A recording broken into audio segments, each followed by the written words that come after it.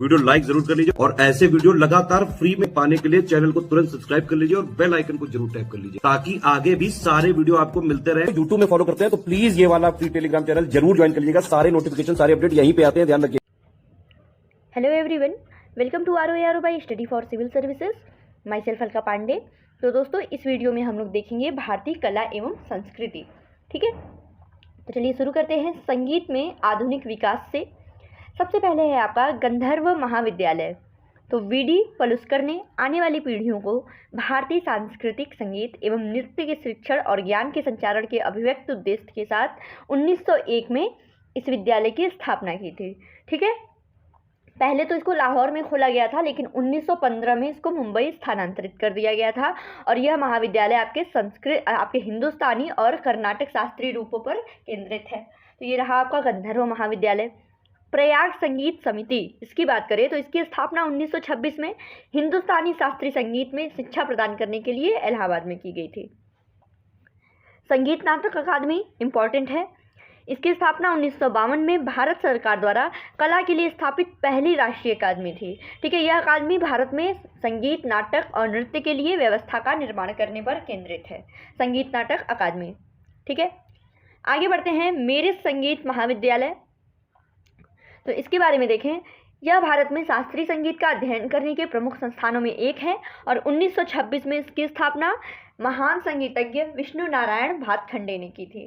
वे इस विद्यालय की स्थापना के लिए मूल स्थान लखनऊ से वापस चले आए। और स्पीक मैके देख लेते हैं।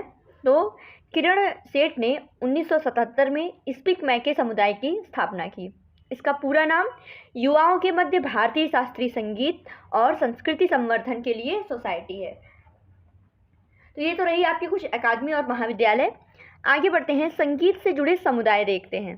ठीक है, संगीत से जुड़े समुदाय, तो समुदाय देखेंगे, राज्य देखेंगे और उसके बारे में विवरण देखेंगे। तो चलिए शुरू करते हैं। सबसे पहले है लाघा मुस्लिम जातीय समुदाय। ये गुजरात और राजस्थान में और मुस्लिम राजपूत का उनके प्रशंसनात्मक गीतों द्वारा मनोरंजन करते हैं। ठीक है, ये लांघा समुदाय। मंगनियार या मिरासी मुस्लिम समुदाय, ये आपका राजस्थान कमाईचा नामक यंत्र के साथ लोक संगीत का गायन करते हैं। कर्ता भजन पश्चिम बंगाल में, ये 4 प्रकार के होते हैं और विश्वास के अनुसार जो मंत्रों का जाप करते हैं वो सिद्धि प्राप्त हो जाती है। आगे है बाउल। ये एग्जाम में भी पूछा गया है। बाउल जो है पश्चिम बंगाल और ग्रामीण अंचल में आध्यात्मिक गायकों का समूह है। ये कर्ता भजा के एक प्रकार हैं। जोगी की बात करें तो राजस्थान, भोपा भी राजस्थान, बरोत, चारण और गढ़वी ये गुजरात में, मुरिया जनजाति द्वारा छत्तीसगढ़ में रेलो कहे जाने वाले गीत गाते हैं ये। ठीक है, कुमार समुदाय जो है ये भी छत्तीसगढ़ का है विवाह गीत के लिए। बघेल जो है मध्य प्रदेश, हरदौल देवता को समर्पित अर्ध ऐतिहासिक गीत गाए जाते हैं। ठीक है, बघेल समुदाय द्वारा। पुलियार पर्वतीय जनजाति जो है तमिलनाडु, ये तलम नामक संगीत की प्रस्तुति करते हैं। ईदू मिसमी अरुणाचल प्रदेश, ये अनुष्ठात्मक नृत्य करते हैं। और मोनेक जनजाति जो है अंडमान निकोबार द्वीप समूह, इनका कोई धर्म नहीं होता, ये अपने पूर्वजों की पूजा करते हैं। ठीक है, और जनजाति नृत्य करते हैं। तो ये तो हुए आपके कुछ समुदाय, किस राज्य से संबंधित है और किसके लिए प्रचलित है उसके बारे में विवरण। ठीक, अब चलिए आगे। 6 मुख्य रागों के आधार हैं और ये सब समय और ऋतु विशिष्ट होते हैं। ठीक है, और इसमें विशेष प्रकार की भावना या रस का आह्वान करते हैं। तो चलिए देखते हैं हिंदुस्तानी राग। तो 6 हैं ये: भैरव, हिंडोल, दीपक, मेघ, श्री और मालकौंस। तो इसको देख लीजिए किस किस समय पर, किस किस ऋतु में और क्या क्या भाव होता है। तो देखिए, जो भैरव राग है ये भोर समय में और ऋतु इसकी कोई भी है, इसका भाव शांति होता है। हिंडोल जो है ये प्रातः काल में, बसंत ऋतु और युवा जोड़े की मिठास का आवाहन करता है। दीपक जो है रात में, ग्रीष्म काल में और इसका रस करुणा होता है। मेघ देर रात, वर्षा ऋतु और रस इसका साहस। श्री जो है सायंकाल में, शीतकाल में और इसका जो रस है वो हर्ष है। और मालकौंस ये मध्य रात्रि, शीतकाल में ये वीर रस का आह्वान करता है। ठीक है, तो ये रहा आपका हिंदुस्तानी संगीत के 6 प्रमुख राग। आगे आते हैं हम नृत्य पर। ठीक है, नृत्य के स्वरूप, तो चलिए देखते हैं। नाट्य शास्त्र के अनुसार भारतीय शास्त्रीय नृत्य के 2 आधारभूत स्वरूप हैं। सबसे पहले है लास्य, दूसरा तांडव। तो लास्य में क्या होता है कि इसमें लालित्य, भाव, रस और अभिनय निरूपित होते हैं। कला का यह रूप नृत्य की नारी की विशेषताओं का प्रतीक है। और वहीं तांडव में यह नृत्य नर अभिमुखताओं का स्वरूप है। इसमें लय तथा गति पर अधिक बल दिया जाता है। यह आपका लास्य और तांडव हुआ। निम्नलिखित 9 रसों या भावों की अभिव्यक्ति होती है। ठीक है, तो ये देखते हैं। प्रेम के लिए श्रृंगार रस, हास्य और विनोद नाटक के लिए हास्य रस, क्रोध के लिए रौद्र, दुखांत घटना के लिए करुणा रस, घृणा के लिए विभत्स, संत्रास के लिए भयानक, सूरता के लिए वीर रस, आश्चर्य के लिए अद्भुत रस और शांति तथा अक्षोभ के लिए शांत रस। ठीक है, ये आपके 9 रस हुए। आगे बढ़ते हैं। भारतीय शास्त्रीय नृत्य विधाएं। ठीक है, तो नृत्य विधाएं देखेंगे, राज्य देखेंगे और उनके बारे में महत्वपूर्ण जानकारी। ठीक है, तो अभी जो है इस समय में भारत में 8 शास्त्रीय नृत्य विधाएं जो हैं वो अस्तित्व में हैं। ठीक है, इसमें भरतनाट्यम, कुचिपुड़ी, कथकली, मोहिनीअट्टम, ओडिसी, मणिपुरी, कथक और सत्रिया। तो इनके बारे में चलिए एक एक करके देखते हैं। सबसे पहले है आपका भरतनाट्यम। ये तमिलनाडु राज्य से संबंधित है। यह शास्त्रीय नृत्य विधा सर्वाधिक प्राचीन रूप है। ठीक है, ये सबसे पुराना है। इसकी उत्पत्ति का संबंध तमिलनाडु के मंदिर नर्तकों देवदासियों की एक नृत्य प्रस्तुति सादिर से है। ठीक है, इसको दासी अट्टम भी कहा जाता है। ठीक, और भारतनाट्यम को तंजोर नाट्यम के नाम से भी जाना जाता है। ठीक है, ये तो हुआ आपकी सबसे प्राचीन विधा भरतनाट्यम, जो कि तमिलनाडु राज्य से। अगला है आपका कुचिपुड़ी।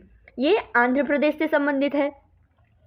मूलतः कुस्सेलवा के नाम से विख्यात, गांव-गांव जाकर प्रस्तुति देने वाले अभिनेताओं के समूह द्वारा प्रस्तुत किए जाने वाले कुचिपुड़ी नृत्य विधा का नाम आंध्र प्रदेश के एक गांव कुस्सेलवापुरी या फिर कुचेलापुरम से व्युत्पन्न है।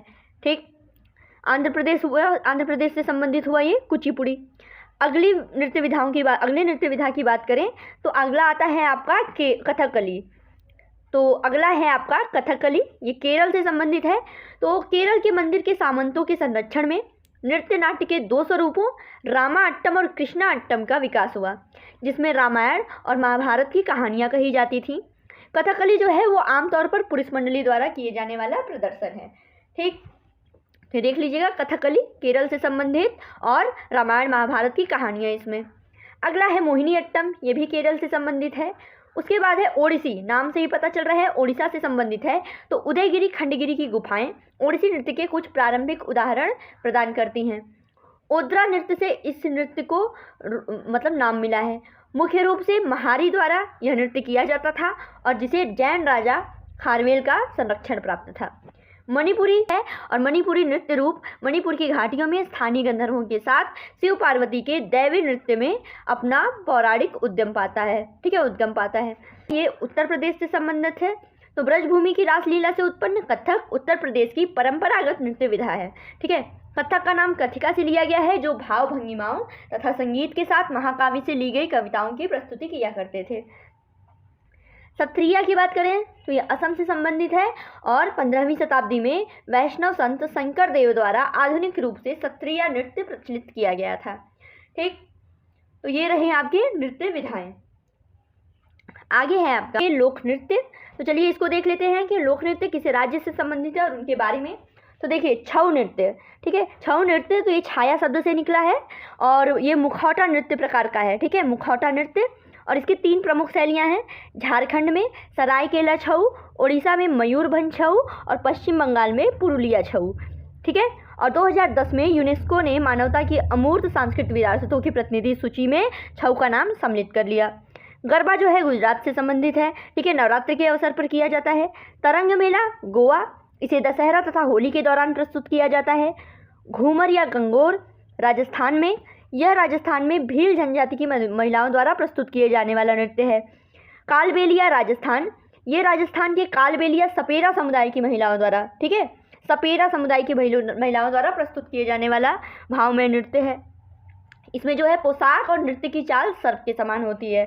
चारबा जो है हिमाचल प्रदेश, दशहरा के उत्सव के दौरान प्रस्तुत किया जाता है। भांगड़ा या गिद्दा पंजाब में, ये ऊर्जा युक्त लोक नृत्य है पंजाब का और उत्साह संचार कर उत्तेजित करने वाले ढोल की थापों के साथ किया जाने वाला ये नृत्य बहुत ही लोकप्रिय है वहाँ पे। ठीक है, और गिद्दा जो है भांगड़ा का नारी संस्करण है। आगे बढ़ते हैं। आगे आता है आपका दादरा। दादरा उत्तर प्रदेश में है और ये अर्धशास्त्रीय रूप है उत्तर प्रदेश लोक नृत्य का, जिसकी जुगलबंदी उसी प्रकार के संगीत से होती है। ठीक है, ये लखनऊ दरबारी नर्तकों में अत्यधिक लोकप्रिय था। जवारा मध्य प्रदेश से संबंधित है, ये फसल कटाई नृत्य है। मटकी जो है मालवा क्षेत्र से, ठीक है, ये जो है मालवा क्षेत्र की महिलाओं द्वारा विवाह तथा अन्य उत्सवों के दौरान किया जाता है इसको। गौर मारिया यानी भैंसे का सींग, ये छत्तीसगढ़ से संबंधित है और ये मुरिया जनजाति द्वारा किया जाता है इसको। आलकाप ये झारखंड से रिलेटेड है और ये राजमहल पहाड़ियों और पश्चिम बंगाल के मुर्शिदाबाद तथा मालदा क्षेत्रों में प्रचलित एक ग्रामीण नृत्य नाटिका प्रस्तुति है। बिरहा बिहार से, और इसमें उन महिलाओं की व्यथा का वर्णन होता है जिसके साथ ही घर से दूर होते हैं। ठीक है, आगे बढ़ते हैं, आगे और देखते हैं इसी में। तो पाइका देखिए उड़ीसा से संबंधित है।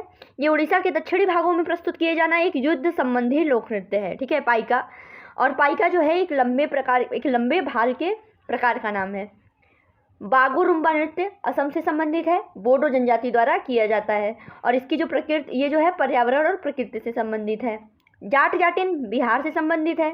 ठीक, मिथिलांचल में लोकप्रिय है और यह नृत्य विधा एक विवाह दंपति के बीच प्रेम और मीठी नोकझोंक को अनोखे ढंग से प्रस्तुत करती है।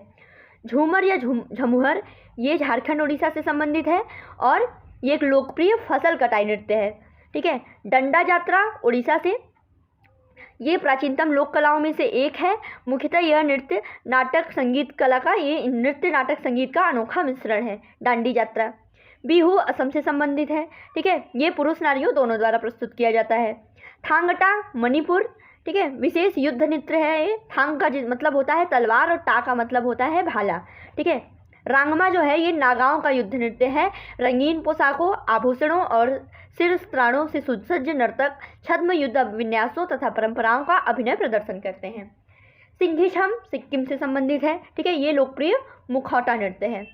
आगे बढ़ते हैं, आगे है आपका कुम्मी तमिलनाडु केरल से संबंधित है और इसी तरह मयिलट्टम भी केरल और तमिलनाडु से संबंधित है। बुट्टा की बात करें, बुट्टा जो है आपके आंध्र प्रदेश से संबंधित है। इसका शाब्दिक अर्थ टोकरी वाले खिलौने होते हैं। कैकोटकली केरल से संबंधित है, लोकप्रिय नृत्य मंदिर है।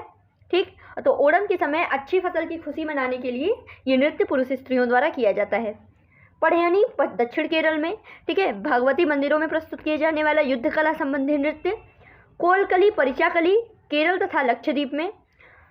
पटाकुनीथा कर्नाटक का मैसूर क्षेत्र का। चक्यार कुथू ये भी केरल में। ठीक है, एकल नृत्य है जिसमें कलाकार स्वयं को सांप की भांति सजाते हैं। ठीक है, झूमर जो है पंजाब से संबंधित है, फसल कटाई के मौसम के दौरान। और कर्मा नाच छोटा नागपुर पठार में। और वहीं राउत नाच जो है वो छत्तीसगढ़, यादव समुदाय द्वारा विशेष रूप से दिवाली के त्यौहार के दौरान छत्तीसगढ़ में किया जाता है राउत नाच।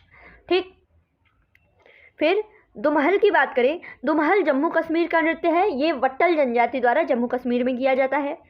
फुगड़ी महाराष्ट्र गोवा में।